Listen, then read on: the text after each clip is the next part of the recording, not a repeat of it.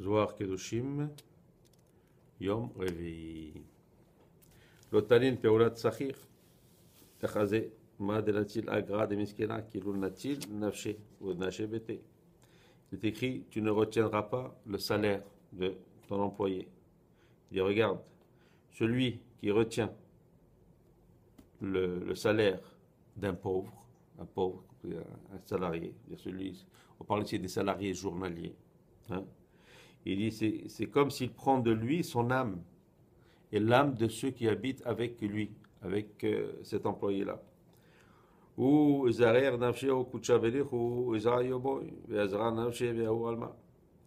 lui, donc il diminue la vie de ces gens-là qui devaient recevoir ce salaire, de sa famille. C'est-à-dire qu'il diminue pour eux ce qu'ils peuvent manger. Et alors donc, Akadosh Baruch Hu, il diminue les jours de cet homme-là, c'est-à-dire de cet employeur qui ne paye pas. Hein? Et il diminue son âme même de Olam Haba. Parce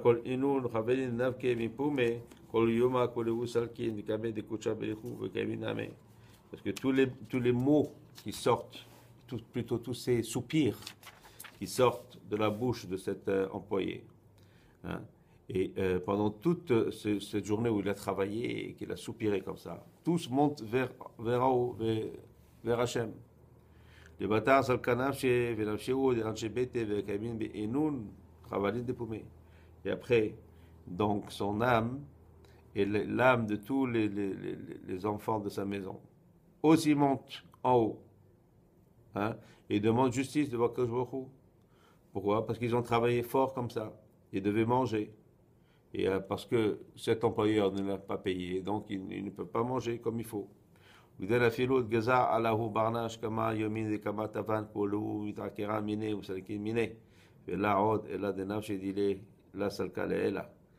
donc, même s'il avait été décrété que cet homme-là allait avoir une longue vie et combien de bien dans sa vie, et tout lui est retenu ou enlevé. Et non seulement ça, même sa propre âme ne monte pas pendant la nuit quand il dort et ne montera pas après non plus dans l'endroit qui lui est réservé. C'est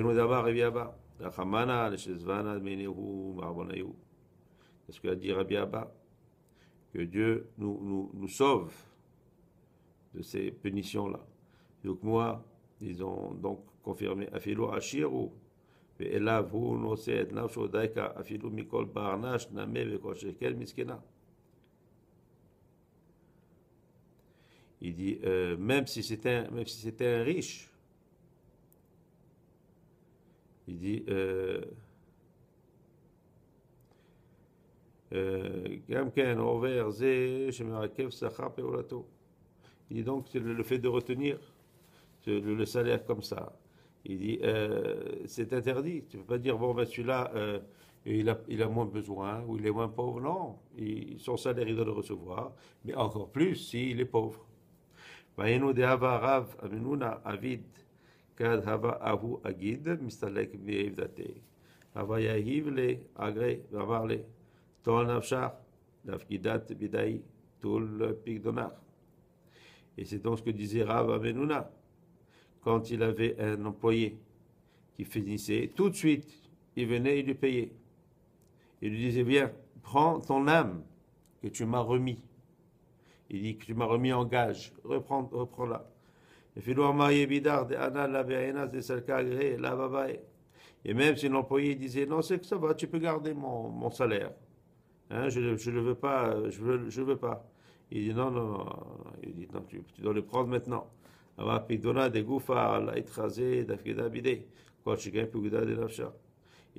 répondait, il dit, le gage de ton corps, je ne veux pas que tu me donnes ce gage-là, encore plus le gage de ton âme.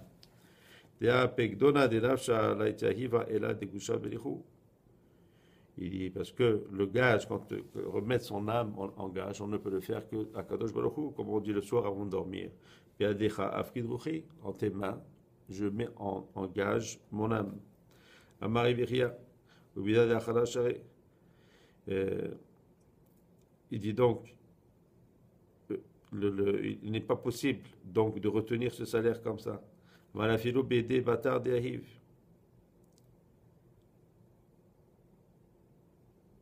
Je veux dire ici, même donc dans les mains du propriétaire, il est donc d'aucune façon permis de retenir, que lui demande de retenir, qu'il y ait d'autres raisons, il dit peut pas, il faut absolument le donner tout de suite. Et il est écrit, tu ne garderas pas le salaire jusqu'au matin. Donc ça veut dire qu'il ne faut pas qu'il passe un matin. Il est aussi écrit, il ne viendra pas, passera pas le soleil. Alors donc on comprend que le salaire d'un jour, ok, alors donc il est valable jusqu'au matin qui vient après. Donc plutôt jusqu'à la nuit. Et le salaire de la nuit, donc jusqu'au matin. Donc on peut comprendre qu'il ne devrait pas avoir 12 heures qui doivent passer. Si c'est le matin, c'est avant la nuit. Si c'est la nuit, c'est avant le matin. Hein? Aval tachazé. Il dit, il faut comprendre le secret de ça.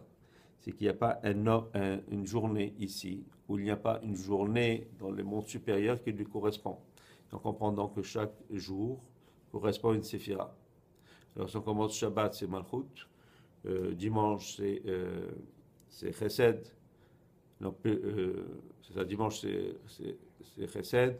Et donc lundi, c'est Gevura. Jusqu'à qu'on arrive à vendredi, que ce sera Yesod. Et on recommence Malchut samedi. Et donc chaque jour correspond à une séphira. Il dit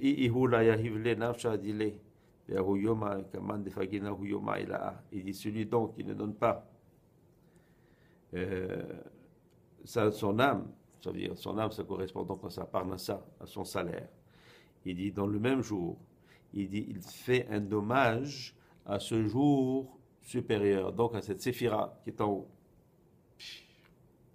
Et c'est donc pour cela que son nefesh, donc au patron, hein, elle ne pourra pas monter en haut parce qu'il a fait un dommage à cette séphira. Menekar, donc pour cela, pour ça que tu donneras le salaire dans ce même jour et qu'il ne le rend pas jusqu'au lendemain. On sait que le lendemain, c'est le coucher du soleil. Donc, quand il y a la nuit, ça correspond à la journée d'après.